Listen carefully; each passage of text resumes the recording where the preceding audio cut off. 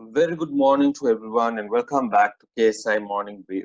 I'm Mashood and joining with me today is Anjana Nimmat to take you through the latest on world news and markets. To begin with, global markets. On Wall Street, the Dow Jones Industrial Average rose by 2.21% on rising financials and industrial stocks. The broad S&P 500 gained 1.48% and the tech-heavy Nasdaq Composite by 0.77%. Amazon.com, Microsoft Corporation, and Facebook Inc. weighed on the Nasdaq, while healthcare and technology stocks weighed on the S&P 500.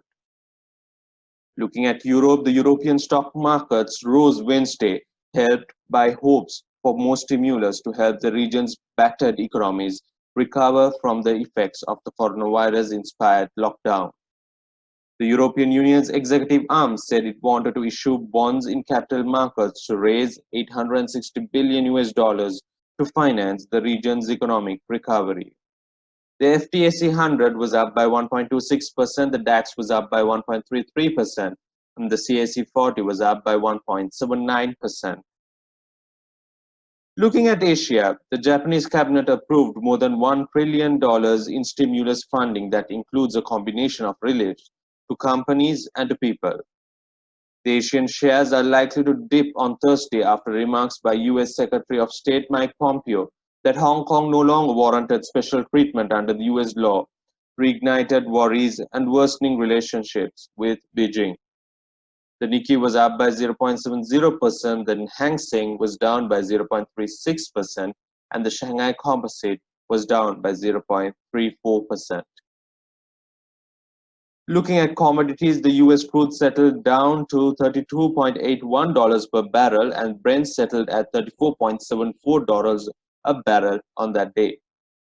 Also, according to Rystad, the biggest independent shale oil groups in the US reported a record combined loss of $26 billion in the first quarter as the sector braces itself for a wave of bankruptcies over the next 2 years. The collapse in crude demand brought about by the coronavirus pandemic forced more than $38 billion in write-offs among top producers, according to analysis by Rystad Energy. According to Regina Mayer, the global head of energy at KPMG, she states, the bottom line is there is going to be a wave of bankruptcies and restructuring. On currencies, the US dollar edged higher on Wednesday and China's yuan hit a near 9-month low as worries about the US response to China's proposed security law for Hong Kong injected a more cautious tone in foreign exchange markets. However, the nation has revealed China is planning to have its own sovereign digital currency ready in time for the 2022 Winter Olympics. At the same time, Chinese media reported that trials would start in several districts with a dozen local businesses including American chains, Starbucks, McDonald's, and Subways. Next on Global News, we have Anjana to bring you some latest updates. The US President Donald Trump has indicated that the United States is working on a strong response to China's planned national security legislation for Hong Kong, which would be announced before the end of this week. Looking at Europe, the European Commission on Wednesday released details of a coronavirus economic relief package for member countries worth 750 billion euros. The blueprint envisions borrowing the funds and disbursing them as grants and loans to member states. The goal of this plan is to lift the EU's 27 member states out of what is widely believed to be the bloc's deepest ever recession. More news from Europe. The Hungary aims to lift the state of emergency spurred by the coronavirus crisis on June 20th. An anti-coronavirus defense bill adopted on March 30th by the Hungarian parliament enabled right-wing nationalist Prime Minister Viktor Orban to rule by decree until his cabinet declared an end to its state of danger declared on 11th of March owing to the COVID-19 crisis. Meanwhile, in Germany, German government provides Lufthansa a 9 billion euro lifeline on Monday, agreeing to bail out the company, which gives Berlin a veto power in the event of a hostile bid for the airline. As part of the largest German corporate rescue since the coronavirus crisis struck, the government will take a 20% stake, which could rise to 25% plus one share in the event of a takeover attempt, as it seeks to protect thousands of jobs in the corporate.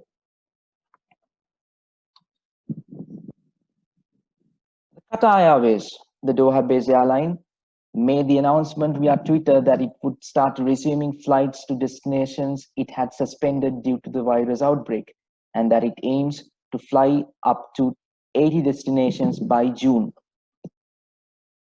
Looking at Australia and New Zealand, an air travel corridor between Australia and New Zealand could be trialed within weeks, according to latest reports. This would be a key test of how international flights worldwide can resume while the coronavirus threat remains. The draft plan could include guidelines on onboard behavior, passenger movements in airports, and contact tracing rules at the destinations. So that's it from global news.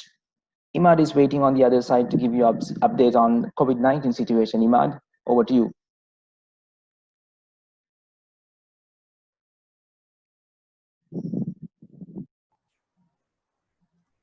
Thank you, Anjana.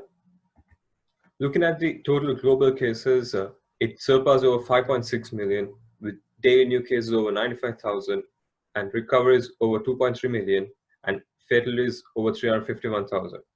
Looking at Sri Lanka, the total cases are 1,453, new cases of 134, recoveries of 732, and 10 fatalities. Moving on to the developments of vaccine, Merck, one of the big pharma's biggest players, joins the COVID-19 vaccine race.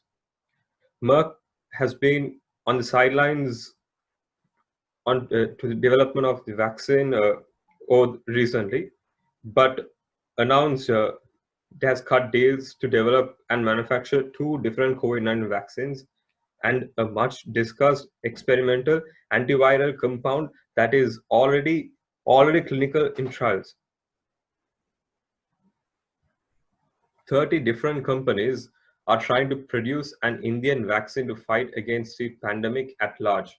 The WHO has given approval to at least 7 of them.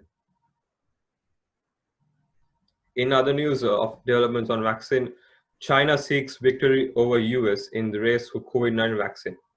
In total, 5 vaccines developed by Chinese companies are being tested on humans, and this is the most in any countries. In other news, Russia's largest bank invests in COVID-19 vaccine development. Bank, Russia's largest state-owned bank, is expanded into 2 domestic pharmaceutical markets with the establishment of a new company that will focus on the production of drugs. Moving on to the worldwide updates, the WHO has announced the launch of the WHO Foundation. This will be a legally separate body that aims to broaden the organization's donor base while denying the foundation was created in response to the US pause on funding. In other news, South Korea has seen its highest spike in cases in 49 days, with a new cluster now emerging around an online delivery depot west of Seoul. In other news, a new study is warning that Brazil could be facing a death toll of 125,000 people by early August. That's it for today's updates. Join us again at 8:30 tomorrow for more updates. Thanks for joining us. Stay safe. Take care. Goodbye.